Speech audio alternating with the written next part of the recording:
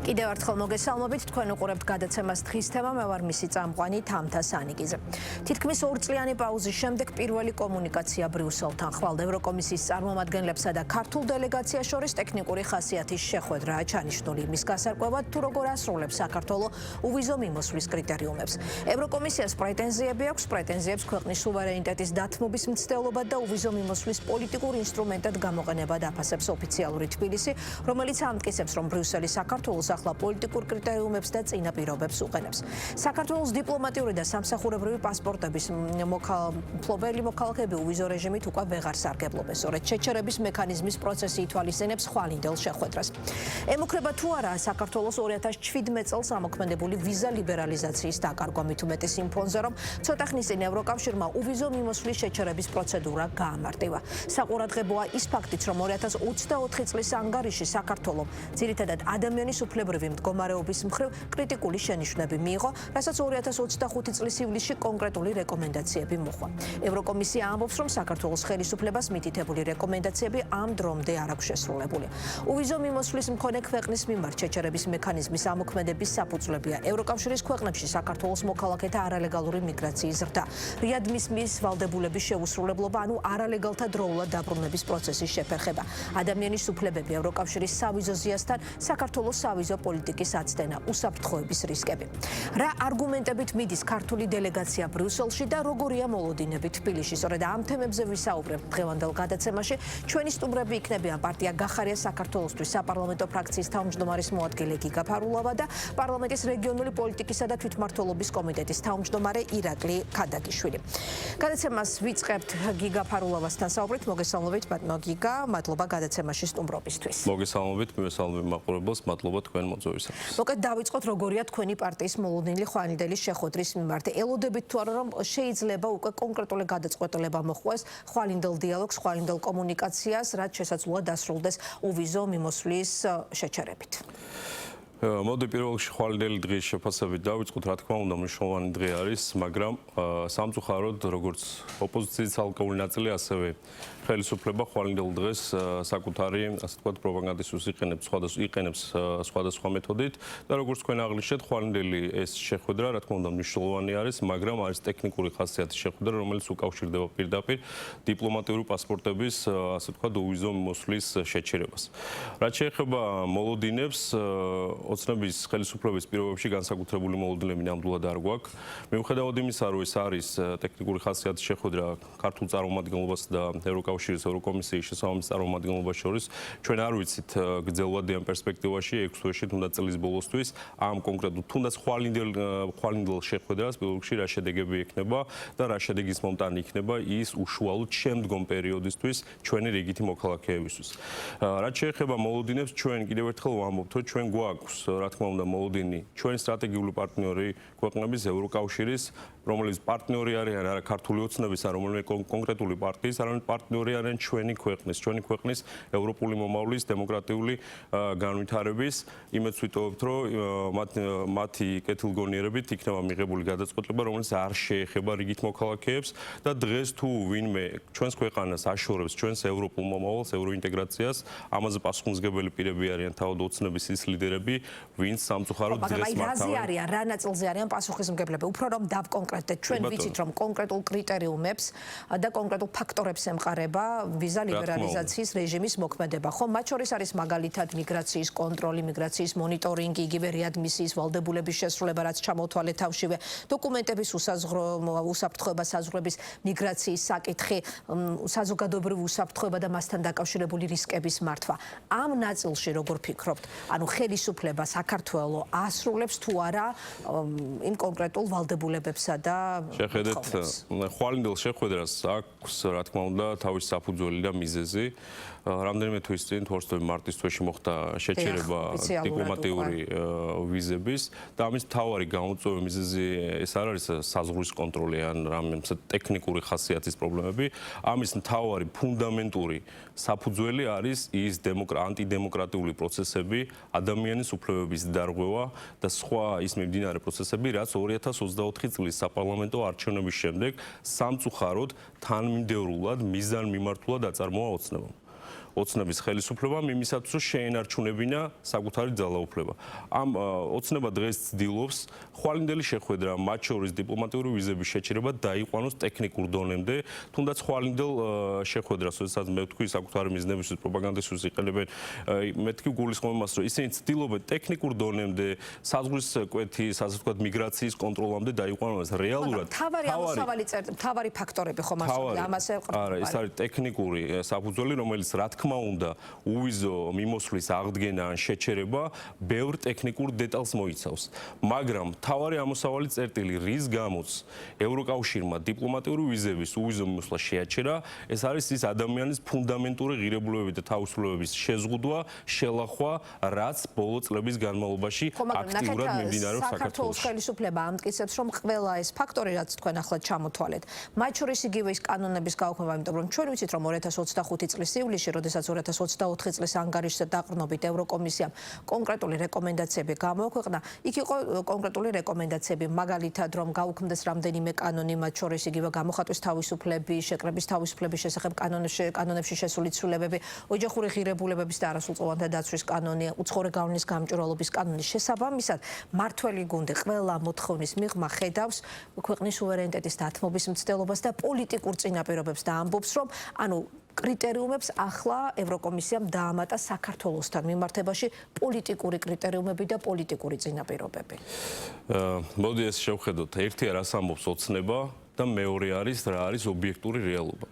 ობიექტური რეალობა ჩვენთვის როგორც ასე ვთქვათ, კანდიდატი სახელმწიფოსთვის უმთავრესი არის ის ოცნების მიერ წარმოებული ანტიდემოკრატიული პროცესები, რომელმაც კიდევ ერთხელ ხაზს გაუსვავდა ვიტყვი, დაარღვია ადამიანის უფლებები, დაწყებული 2024 წლის არჩევნებიდან შემდეგ ყველას ძალიან კარგად გვახსოვს პირველში კობახიძის მიერ პირდაპირ ეთერში ღიად გაცხადებული თავისი სიტყვებით ევროინტეგრაციის შეჩერება, რასაც მოყვა უკვე ჩვენი მოქალაქეების ობიექტური და მშვიდობიანი პროტესტი, ძალიან კარგად გვახსოვს საზოგადოებას ის მასშტაბური დარბევები მშვიდობიანი მოქალაქეების, რასაც ყოველდღიურად ხედავდით. მათ შორის თქვენს კოლეგებზე პირდაპირ ეთერში იყო თავდასხმები ჟურნალისტებზე. ამის შემდეგ ამას, ასე ვთქვათ, პერიოდულად მოყვა ანტიდემოკრატიული კანონები, რეპრესიული კანონები, რომელიც დღეს ლახავს გამოხატვის თავისუფლებას, დღეს ადამიანებს არსად ეს ნორმალურ ცივილიზებულ დასავლურ ქვეყნებში არსად არ ხდება, გამოხატვის თავისუფლების გამო ადამიანი დააკავო ტროტუარზე დგომის გამო. შესაბამისად, მთავარი ამოსავალი წერტილი და მთავარი ფუნდამენტური პრობლემები, რაც დღეს საქართველოში არის და რის გამოც ხვალინდელი შეხვედრა, ასე ვთქვათ, დგება, რის გამოც საფრთხე ექმნება არა მხოლოდ დიპლომატიურ პასპორტებს, არამედ რიგით მოქალაქეებსაც შეიძლება საფრთხე დაუდგეს ჩვენს რიგით მოქალაქეებს უვიზო მიმოსვლის, ეს არის ხელისუფლების ოცნების ანტიდემოკრატიული ნაბიჯები, რომელმაც მიიყვანა იზოლაციამდე ჩვენი ქვეყანა. დღეს, როგორც არასდროს ჩვენი, ასე ვთქვათ, როგორც საგარეო პოლიტიკური კურსი, ასევე საშინაო ხელისუფლების წარმომადგენლები უკვე მეტნაკლებად არიან ამ თვალსაზრისით. ანუ მათ მიმართ უკვე კონკრეტული ზომები ამოქმედებული, იგულისხმება სამსახურებრივი და დიპლომატიური პასპორტების მფლობელებისთვის უვიზო რეჟიმით სარგებლობის უფლების ჩამორთმევა და ისინი, თქვათ, ვეღარ სარგებლობენ, სავიზო რეჟიმია მათ მიმართ ამოქმედებული. ანუ ფიქრობთ თუ არა, რომ მაშინ ეს ზომა უნდა გაფართოვდეს და უნდა მოიცვას საქართველოს ყველა მოქალაქე. არა, რა თქმა უნდა. იმიტომ რომ ოპოზიციის ცალკეული წარმომადგენლებისგან ჩვენ მანამდე მოგვისმენია მსგავსი ტიპის განცხადებები, რომ თუნდაც აი ვთქვათ საქართველოს ხელისუფლების მიერ გადადგმულ ნაბიჯებზე რეაგირების მიზნით და საპასუხოდ მათი ნაწილი მიზანს შეწონილად. მე არ ვიცი საიდან დაასკვენით ეს კონკრეტული ის კიდევ ერთხელ თქვენი პოზიცია უბრალოდ იქნებოდა საინტერესო ამ შემთხვევაში უნდა გაფართოვდეს თუ არა. ჩვენ არაერთხელ დაგვიფიქსირებია ვიზა ლიბერალიზაციასთან დაკავშირებით ჩვენი, ასე ვთქვათ, ხედვა და მიდგომა. რა თქმა უნდა, ეს არ უნდა შეეხოს რიგით მოქალაქეებს. თავიდანვე ვთქვი, კიდევ ერთხელ ვამბობ. ამ ანტიდემოკრატიულ მიმდინარე პროცესებზე, რომლის მთავარი მიზანი ოცნებისთვის დღეს არის, ყველაფრის ფასად შეინარჩუნოს საკუთარი ძალაუფლება. დღეს ოცნება მზად არის, თუნდაც რიგით მოქალაქეებს შეეზღუდოს ვიზა ლიბერალიზაცია, მთავარია საკუთარი ძალაუფლება შეინარჩუნოს ხანგრძლივად. როგორ ფიქრობთ, თუ მაინც გაფართოვდება დიახ აი ასეთი ტიპის დიახ კი ბატონო დასრულეთ. რა თქმა უნდა არ უნდა გაფართოვდეს. კიდევ ერთხელ ვამბობ, დღეს თუ ვინმე არის პასუხისმგებელი აქტორები, ესენი არიან ოცნების ის წარმომადგენლები, რომელსაც კიდევ ერთხელ განმეორდები. ყველაფრის ფასად შეუძლიათ საკუთარი ძალაუფლება შეინარჩუნონ, მათ შორის არა მხოლოდ რიგითი მოქალაქეების, ჩვენი ქვეყნის ეროვნული ინტერესების ფასად შეუძლიათ შეინარჩუნონ ძალაუფლება, აწარმოონ ანტიდემოკრატიული, მავნებლური პოლიტიკა, როგორც ქვეყნის შიგნით, ასევე ქვეყნის გარეთ. რა თქმა უნდა, კიდევ ერთხელ ვამბობ, ჩვენ გვჯერა ჩვენი სტრატეგიული პარტნიორების, თუნდაც ხვალინდელი დღიდან დაწყებული, მანამდეც მომავალშიც, ისინი მიიღებენ გონივრულ გადაწყვეტილებას, რა თქმა უნდა, და ვიზა ლიბერალიზაციის შეზღუდვა არ შეეხება ჩვენს რიგით მოქალაქეებს. ვინც არის პასუხისმგებელი? ბატონო გიგა, ჩვენ მოგვისმენი არაერთ უკვე მსგავსი გამაფრთხილებელი გზავნილი და მით უმეტეს ვიცით, რომ რამდენიმე თვის წინ უვიზო რეჟიმის შეჩერების პროცედურა გამარტივდა. ევროკომისიის მხრიდან შესაბამისად ამ ფონზე რამდენად გაქვთ მოლოდინი და თუ ეს ასე მოხდა და საქართველოს ყველა მოქალაქე ვეღარ ისარგებლებს აი მსიკეთებით რაც თან ახლავს უვიზო რეჟიმით სარგებლობას, ანუ რა პროცესები შეიძლება ამას მოყვას უკვე ქვეყანაში და როგორ ელოდებით ამ მოლოდინების განვითარებას. იმიტომ რომ მართველი გუნდი ამბობს, რომ ამას მოყვება ევროპული ინსტიტუციების და ევროპული სტრუქტურების მიმართ საზოგადოების ნდობის შემცირება და შესუსტება. მე არ მინდა ხა წინასწარ შეფასებებში შევიდე, მოლოდინებზე ვთქვი და არ მინდა ერთ და იგივეზე ვისაუბრო, იმიტომ რომ სხვა თემებზეც გვექნება სასაუბრო. კიდევ ერთხელ მეც ვიტოვებ, რომ ეს რიგით მოქალაქეებს არ შეეხება და გვიჯერა ჩვენ სტრატეგიული პარტნიორებს.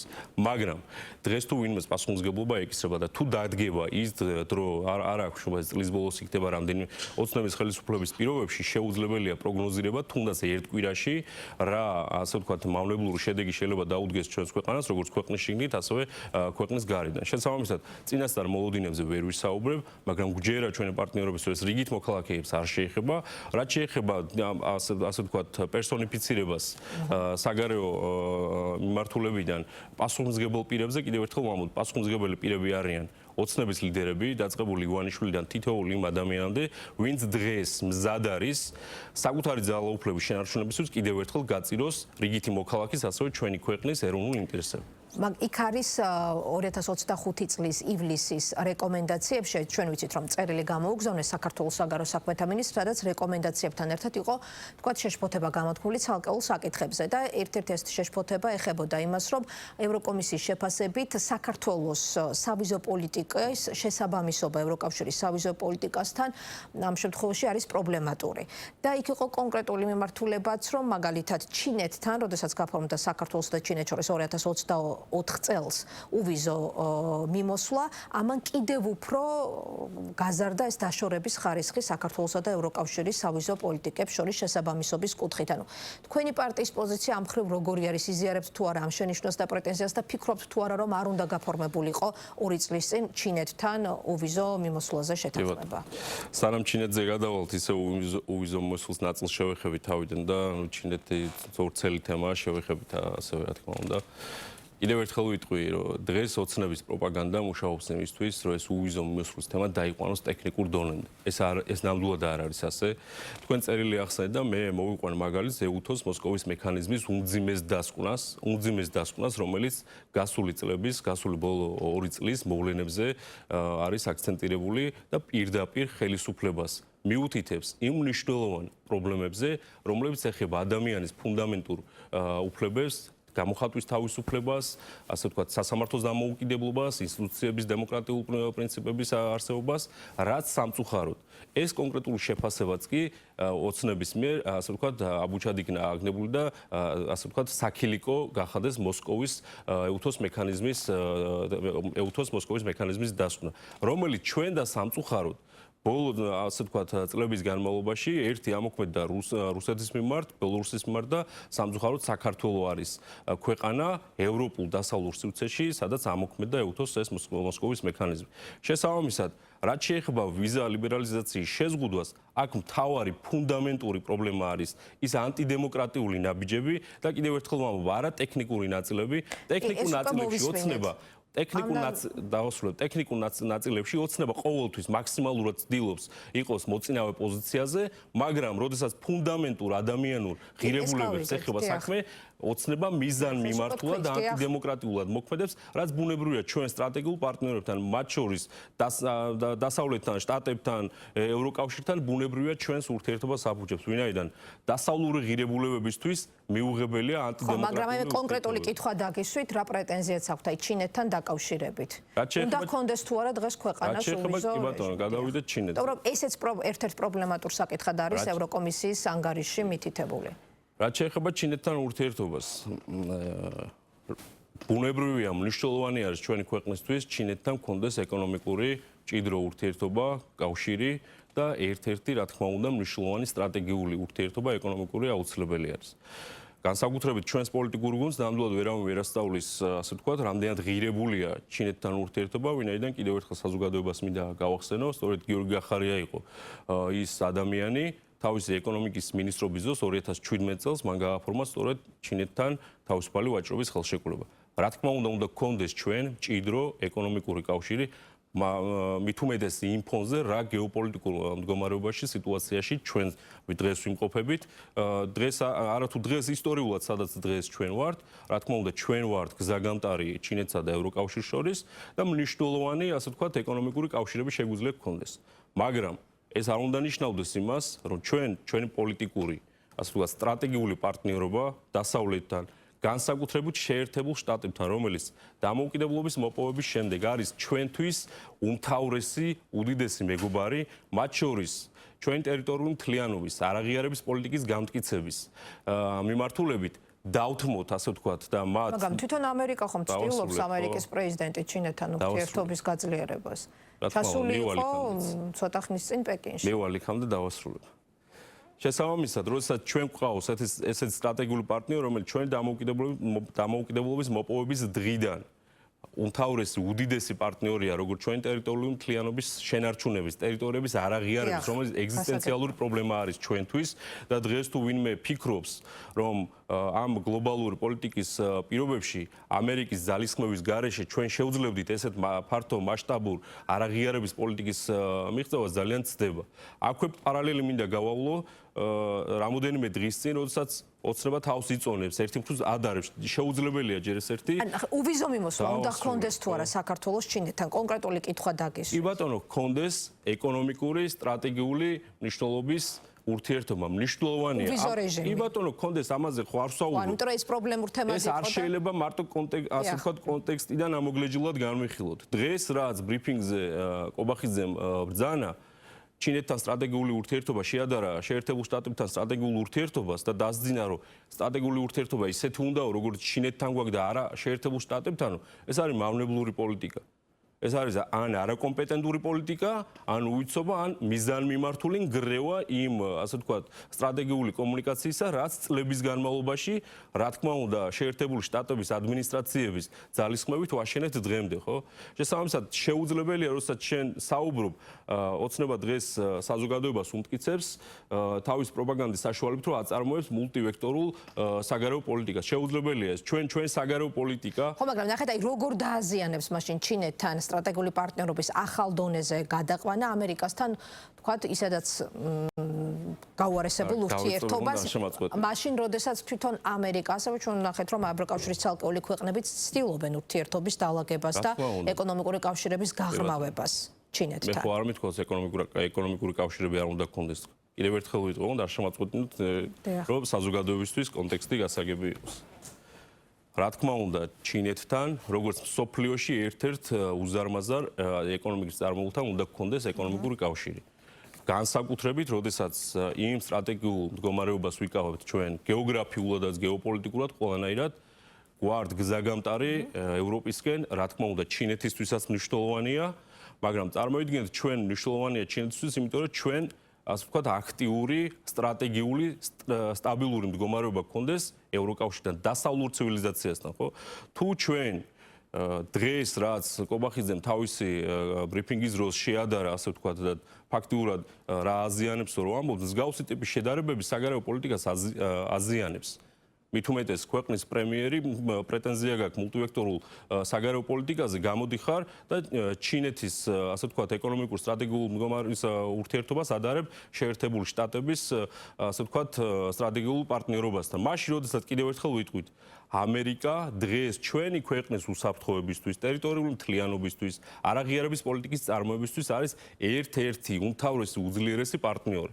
შეუძლებელია შენ ცივი გონებით, ასე ვთქვათ, გინდოდეს დააზიანო ამერიკის შეერთებულ შტატებთან ურთიერთობა. თუ ჩვენ შეერთებულ შტატებთან ურთიერთობას ვაზიანებთ, დასავლურ ცივილიზაციასთან ურთიერთობას ვაზიანებთ, იზოლირებული ვიქნებით ევროკავშირიდან, ევროპული, ასე ვთქვათ, ქვეყნებიდან.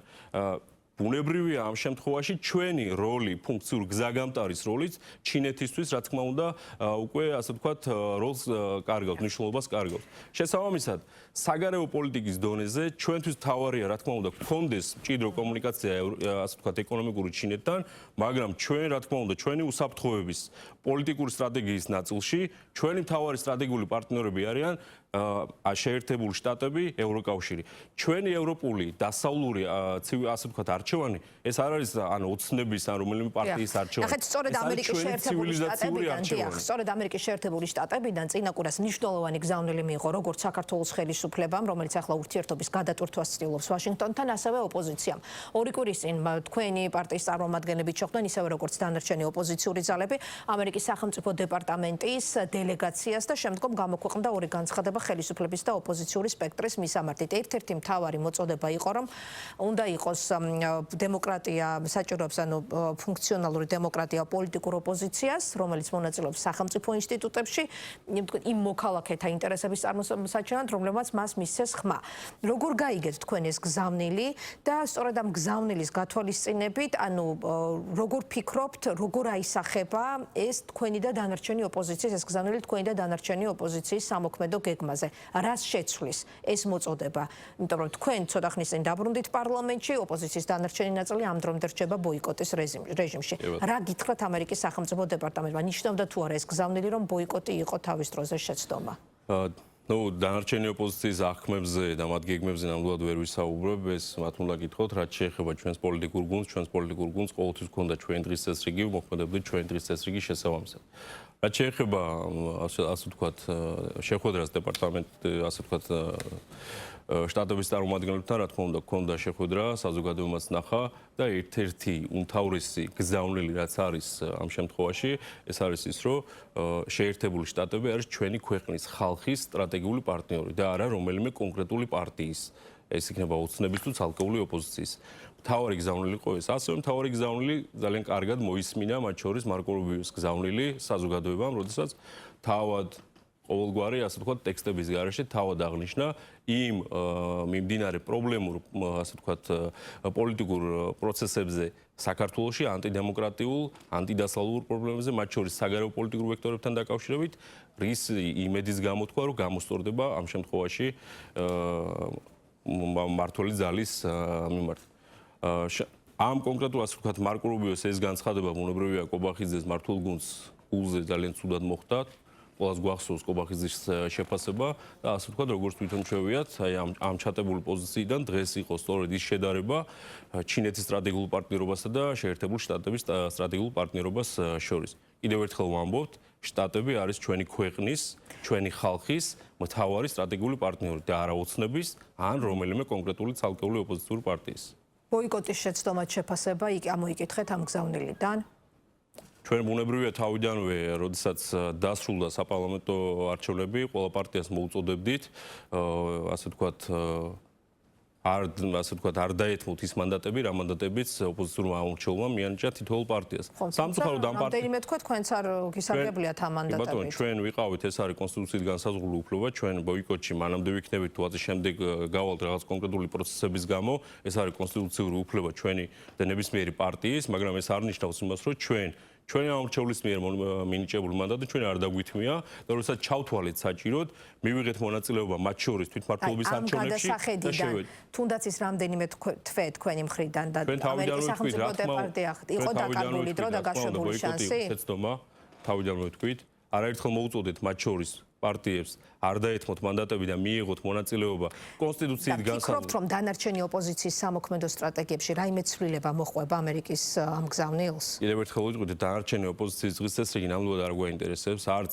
მათი ასე ვთქვათ აღქმები არის ჩვენთვის მნიშვნელოვანი. ჩვენ ვხედავთ ცალკეულ ოპოზიციურ პარტიებში რა პროცესები მიდის, ეს მათი გადასაწყვეტია, რა დღის წესრიგით იმოქმედება. მთავარია საზოგადოება არცეულოსთან მოიაზრებთ წინასაარჩევნოთ თანამშრომლობას?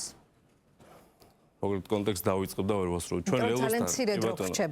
ჩვენ ლელოსთან ქონდა ასე ვთქვათ თვითმმართველობის არჩევნებზე საკმაოდ საინტერესო ასე ვთქვათ თანამშრომლობა და რა იქნება უკვე მომდევნო არჩევნებისთვის ამას რო გვიჩვენებს და მე გადავწყვეტ საზოგადოებისთვის ნაცელი. თქვენ ხშირად გაგიცხადებთ რომ წითელი ხაზია ნაციონალური მოძრაობა და სწორედ ეს იყო ერთ-ერთი მთავარი ფაქტორი რის გამოც ოპოზიციურ ალიანსთან თანამშრომლობა თავიდანვე გამორიცხეთ. ჩვენ თვალს ვადევნებთ ბოლო ერთი თვის განმავლობაში იმ დაპირისპირების სერიებს რომლებიც მიმდინარეობს ახლა ოპოზიციურ ალიანსში და მოკლედ კითხვის ნიშნის ქვეშ დგა დღეს ნაციონალური მოძრაობის ალიანსში ყოფნა არ ყოფნის საკითხი. ანუ იმ ფონზე თუ თქვა ნაციონალური მოძრაობას დაატოვებინებენ ან თაბად გავა ალიანსიდან, უშვებთ თუ არა ალბათობას ამ ალიანსთან რაიმე ფორმით თანამშრომლობის, რატომ გეკითხებით დღეს ფედერალისტების ლიდერმა კიდევ ერთხელ თქვა რომ ნებისმიერი პოლიტიკური ძალისთვის, მათ შორის თქვენი პარტიისთვის ალიანსის კარი ღიაა. ცოტა ფრიმილის მომგვრელია, მაგრამ მოდი ესე ვიტყვი ეს შევაფასოთ მაშინ. არ გვაინტერესებს ეს პარტიები, არც ყოფილი ნაცები, არც ახალი ნაცები, არც მომავალი ნაცები, ნამდვილად არ გვაინტერესებს. მათ დღის წესრიგს, პოლიტიკურ დღის წესრიგს ძალიან კარგად ხედავს საზოგადოება. კიდევ უფრო მეც შეიტყობენ მათი მავნებლური პოლიტიკის შესახებ, იმ პოლიტიკის შესახებ, რომელიც დღემდე ხელს უწყობს ოცნების ძალაუფლებაში დარჩენას. შესაბამისად, ნამდვილად არ გვაინტერესებს. რას გულისხმობთ მავნებლურ პოლიტიკაში? მავნებლური პოლიტიკა იყო თუნდაც ბოლო უახლესი პერიოდი რო გავიხსენოთ 4 ოქტომბრის პროვოკაციული რევოლუციური სცენარი. სადაც მათ პირველ რიგში ბოიკოტი გამოუცხადეს თვითმმართველობის არჩევნებს, კონსტიტუციით განსაზღვრულ თვითმმართველობის არჩევნებს, შემდეგ დაანონსეს რევოლუციური სცენარები, ჩვენი მოქალაქეები შეცდომაში შეიყვანეს და საბოლოოდ მივიღეს ის, რომ დააზიანეს მათ შორის მშვიდობიანი პროტესტი, დააზიანეს ჩვენი რიგითი მოქალაქეები მუნიციპალურ დონეზეც, საკუთარი ამომრჩეველიც კი დატოვეს მარტო ოცნებასთან. და დააზიანეს თავად თვითმმართველობის ის კონკრეტული არჩევნები, სადაც რეალურად ოპოზიციას ჰქონდა შესაძლებლობა თუნდაც რამდენიმე ქალაქში, მათ შორის განსაკუთრებით თბილისში მაინც დაემარცხებინა ოცნება და დღეს ოცნება არ ყოფილიყო წარმოდგენილი თვითმმართველობის დონეზე ხელისუფლებაში. მადლობა. გიგა ფარულავა, პარტია გახარია საქართველოსთვის საპარლამენტო ფრაქციის თავმჯდომარის მოადგილე პასუხობდა გადაცემა დღის თემის შეკითხვებს პირდაპირ ეთერში.